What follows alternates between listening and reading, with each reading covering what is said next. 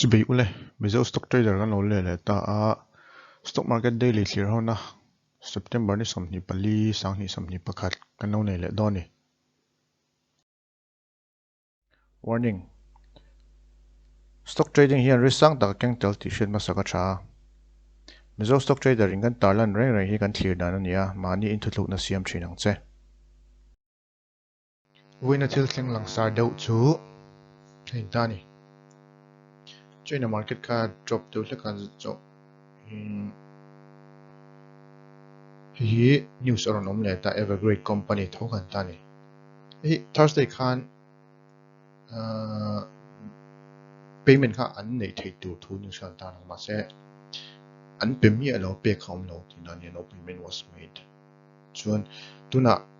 hemi zat hi bond interest rate back to na nei ta ni offshore foreign lawan back to ma se hei point back thei lo chuan in nge mon tak su le mai thei ka ti kha no sei lok tong khan in analyst how hian thlir dai lo chen soi an soi wung tho chen lo soi lawm te siang no chuan chuan in jing thil hemi hetiang factor ai chuan in soi thiam 100 khop me a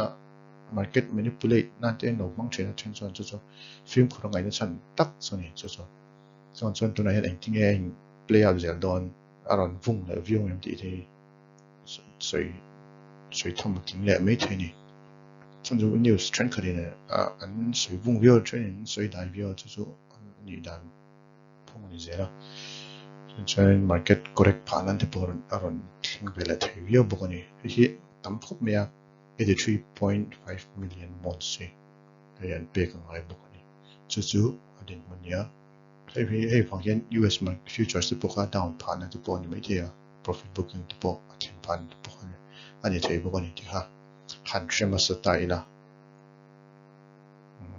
la se China bank ho chuan in khovel han kangkai lo tur chuan danan tum sa deuh te pon thu thang do ni thu in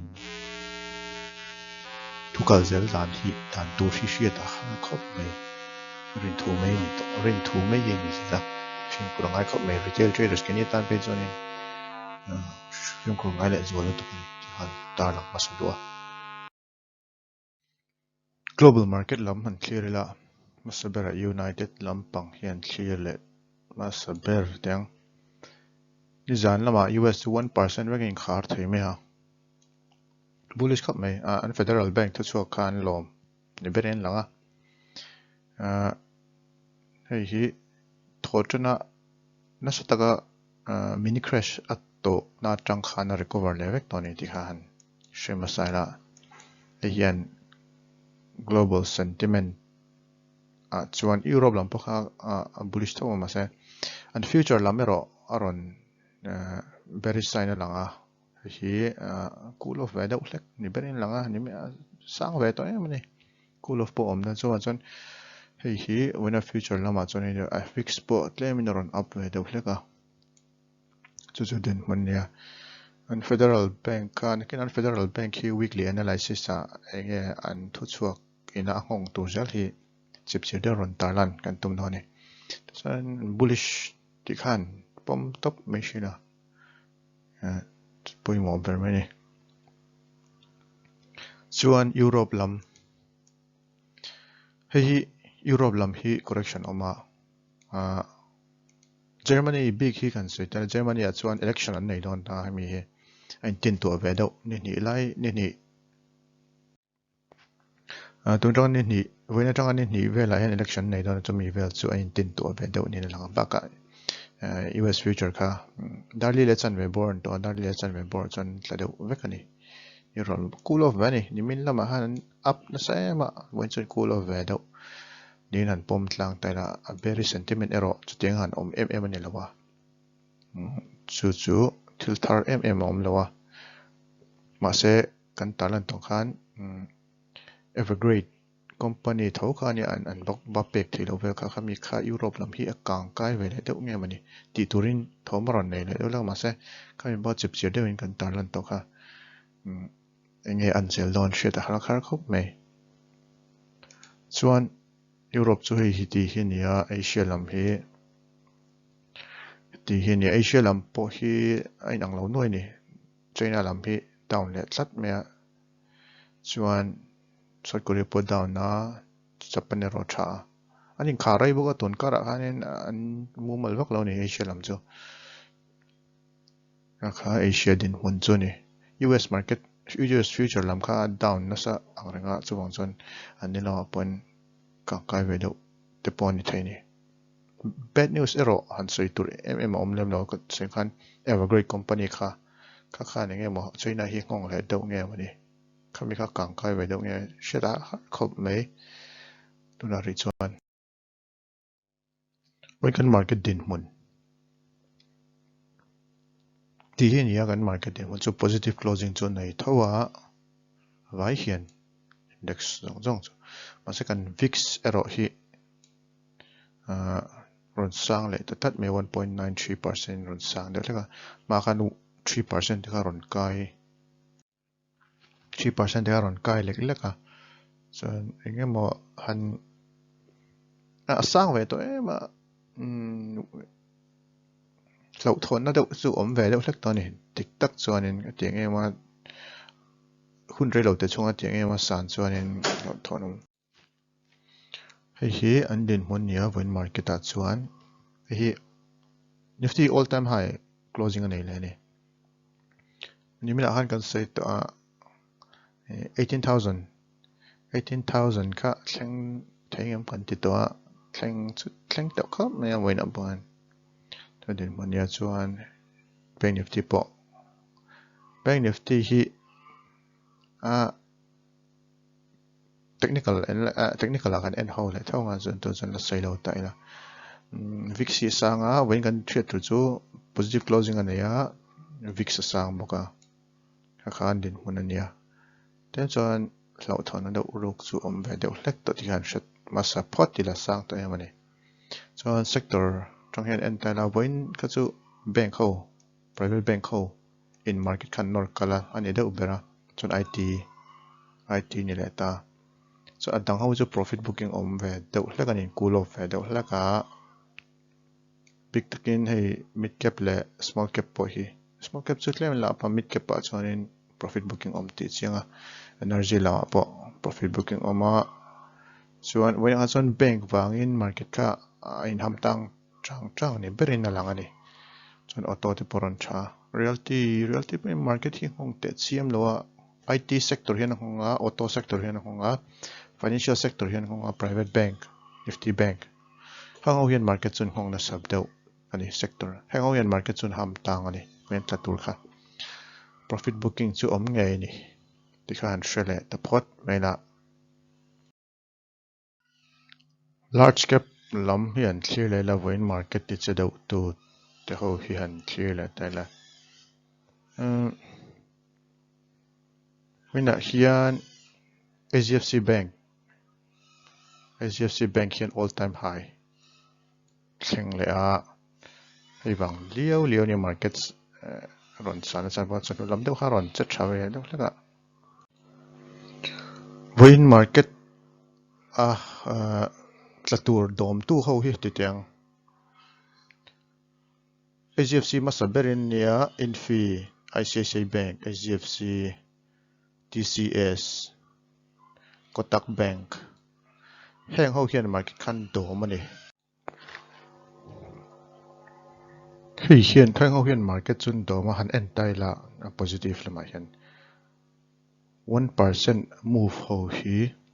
entai la beisei lama hian 1% an drop hi an tam zo khop mai en thlau zo ani chuan han khaikin tai la hemi bearish le bullish lama hian weightage nei sang an tam zo tlat ni a chan jo bank hi abik takin an poimo ka ti kha HDFC bank ani ICICI bank chuan Kotak bank ai apoimo private bank apoimo ho le weightage nei sang chuan up deuh veka chu mai ba ka IT hian a lo pui em ani TCS Wipro Infi chuan HCL Tech an pui na sakop me chuan ai hi chuan finance sector a HDFC ron cha thale bawa hi le Bajaj finance mi te panin chuan he mi tlem te hian market kha an la support ve tang da tin ania atam zok hian no bearish to line chuan veina chuan market nuk niam tu a chuan ta metal sector hin le ta masabera chuan SBI po chuan Axis Bank ITC po profit booking om ve do toni chuan Bajaj Finance all time high thleng to Bajaj Finance e profit booking chu hun to shrim shrim mai chuan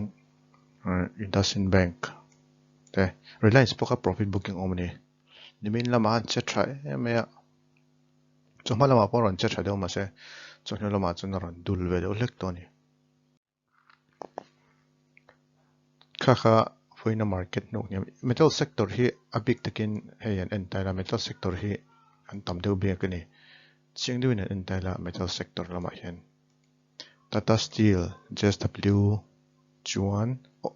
ONGC chum energy sector kan ti thai ta chuan Hindalco ti te ho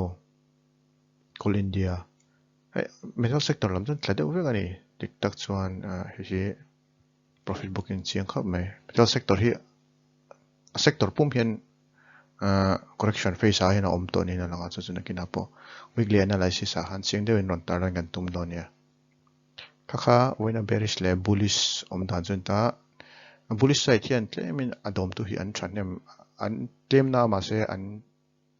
acha che tho hlom deuh hlakin an dom ti na nia chuan market kha talo profit booking khan na lo mei zok ni berin lang ani advanced decline trong hen entire nifty lesson 6 hey profit booking i tam zok ni market hi a sang to ema a hun ve to em ani tik zep lo chon soi ta top tang chon in a san hi a rei to in a ri nom lo chon profit booking hi a om zeu ri nom to ni ton tang chon hawena point profit booking tam deuh hlek maya chu hi early warning sign te po anti tai la kan soi sual lowin ari nomani technical lam clear thungila when chu market hi che dan ya all time high thleng la to ni 17853.20 khar le tawa maya kina weekly analysis a inzat percent nge move to ti te an en honga open na hian 17897.45 in honga gap up ani chuan 17819.40 azu hola 17947.65 han kai chawa hey target area thleng teu kha me wen chu chuan 17853.20 hian khar ta ni all time high khara when a move so 126.25 a move ani points a move ani quick resistance a move is on 17950 area here in resistance of move te hlek ma ma se anna lo kan ti khan min lo han nat ana tur omangin kan tar lang lo ma se sang ve to ema paka weekly analysis ar kan nei hun ate ron chiang ve to lek RSI tang te po han to po RSI te po ron cool off to na chungin na ron sang le na 77 ron kai vel ta tlen chon sang ve to cho MACD po hian sideways market tar lang sideways trend tar lang tlat mea chu tlemin wa de po han cool off na chan te po ni ve to boka hi technical alan dan chuan tuna chuan hi doji candle support resistance area hi han en masataila hi din munne nimin lama khan 70% 30% upside 30% downside ani kan upside chu nei ngei me se tem profit booking om do te chiang khap me chuan 118,000 area tang hian selling chu om ngei ti chianga kina open interest tang pon langa hi minor support angin kalanga ma se hi tun thana na chuan correction nei ma se tlai area tang hian bounce thorin no minor support kan dia a major support ang te pon tun kar tan chuan kar le lama tan po kan mang theng hi chuan minor support po is 17,700 new weekly analysis abon nei nga hi en to don tan support area chuan voina candle om dan tang chuan hei dojin ta ni khoi ma zok zo yang kal theini ti chang chuan chan chu sang tol tuka achuk thei to boka sang zel thei boka sheda har to view ni hi kan thlir dan ni tuna chuan 50-50 chen chuan ril ru putangai kan lei du ni pon stop loss tight to ka da angaya khoi ma zo stop loss a bear lama po tran hedge hangai to ni position tuna chuan hedging point mo to view ni ti khan ta lang do ni 1 hour time frame atang han en le tai la hei voina chet dan chani hei ein hola tang khianin a mai ki kha a sustain vak lo ni a gap area hi close aron test zuya la gap area hi voina po hian a gap hi a khar full chi lo do lakani hi ein hon tran tir atang khan selling price kha tong do ngal mea chuan profit booking ani deuina rin oma cool off ve zo hun ve to emani tak chuan nimina move ngai to chuan mo hei hin ta chuan ta hian claimin recovery nei tum do ma se theilawa sustain theilawa downtrend ta char ni se claim recover an tum do hlekama se last hour han thei ta chung lo ni ka kha din mun nia MACD tang chuan sideways market ta lang to khome consolidation RSI tang po cool down lek to 63 alo mama se ala bullish to lekani ani kha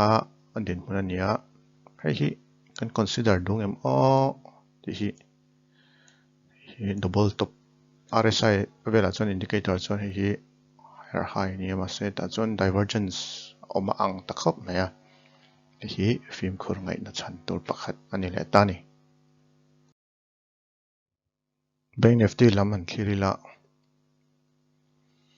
Bank Nifty lam hi all time high ein khar don mok an ti ma se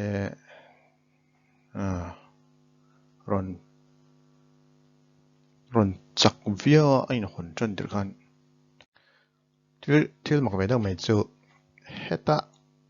all time ta intraday high hian hemi ne hen ang che de ulakani heta hian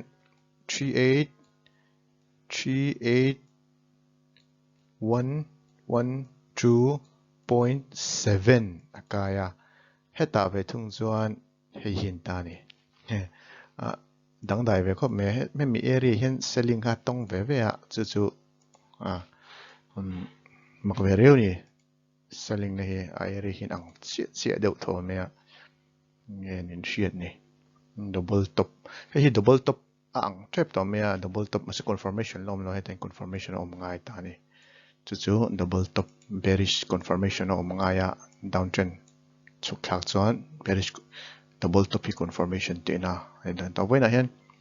37954 inhonga 37680 nyambe tumin thlenga 38112.60 an tonga 37830.30 in khara 400 points vela move on your winner chuan move na lo cool off hi resistance le support om dan tu ta hi major support ani nga chuan hi wina pohan wina chuan ates hi area hi ates te thawni 37500 area ang thaw hin kan ngai thein tla area hi chun hemi area support hi ala nei deuh hleka ates ta na point hriat ta chuan gap hi a close lo deuh hlek ani close straight pa close ang chuan kan ngai thein chuan major resistance to hi ni le ta hi ngam lo le ta voi ni test na ni to hi ngam lo ve a voi thum na hian test ton nge ya pe san a pe lo san don ti chu chi ka ngai don khop mai ka ne lama chuan doji candle thon tai neutral sentiment to nia kan 50-50 thoni tai pai chuan indicator tang chuan en taina bullish sentiment nia RSI claimin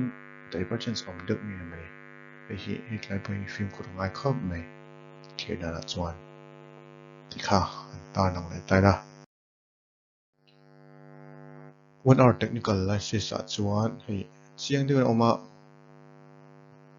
wena chen chu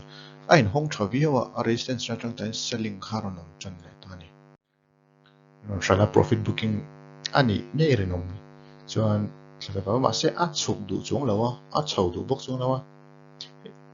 last hour pe jan recover tum do hlaka ma se theida chung lawa 15 minutes oma khan selling kharon le thoni chuan heta om dan chuan sideways khop mai che dan hi the profit booking oma atla du chung lo ni ma se ching tekin langa la maintain me chang chang ani lo se chon chuk lawa ba thei AGFC khan chan em ani bank nifty lam ka chu hi ching tekin chart a hian lang ni ti khan chuan MACD chang chuan hi squeeze out chan to ai hi crossing om chuan correction hi omle zel thei boka RSI po neutral deuh chan to ni mana chang chuan hi double top ang khap me a hi mi chon double top consider to don nge ni a intin nge ni ti kha intin nge om don ni double top hi confirm chuan tlazel to don ni kha tlazel to tura ngai thei ani when to FDI le DI data kan ngak thleng thei tlat lo me a weekly analysis a tun ka le Thlirna kan tar lang to mai ni chu future is FI future data kan shalo ma se ero ma se PCR data ero kan shtheya nifty lam bullish a bank nifty lam bearish ve thung tlat me ti chi hian future open interest lam chang nifty lam bullish a bank nifty lam bearish ani chu future options lama chuan ta nifty option analysis chang hian entire la hi din monitor le po hen chingjokin gan tar langa wina chuan tai area hianin claimin si soina sa do atelani open interest is sang khop me a ani swal do hlakani loin area kha chuan thai hi chuan hi chu resistance allow ni don ti achiang khop me a thai ne hian chu strong khop me chuan claim chuan exit do ni bear zone exit to hleka ma se tlama hian loot aron loot ve thunga tam zok chu when chu bearish sentiment khan bearish lam hin loot na sa do ni tik tak chuan an exit book an loot boka ti khani chuan profit booking chu om deuh hleka ni ma se bear so hian on loot na sa khap me nifty kha chho tur khan dang ve deuh hlek ni berin lang ani bank nifty lama po hi an din mun nia wina khan 178 borvela khanin beido ni boost le person open interest na sa khop me hi resistance in build le zual ni kar le po hi chei ve de hlek don ni ma se hi ta hian bear so in exit chuan short covering te om chuan nifty hi bank nifty hi avor dor thei don ni ti khan tar dang bokila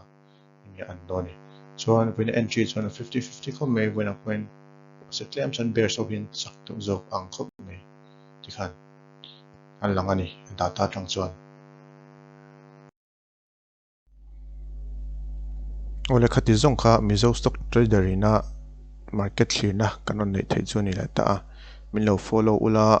thei to pin ai try in ron ti zel kan tum do ni kan lo me